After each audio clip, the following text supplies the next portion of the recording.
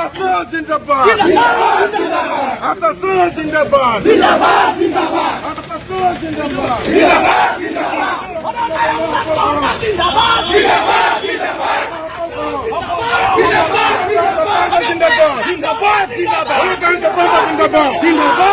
BJP government! BJP government!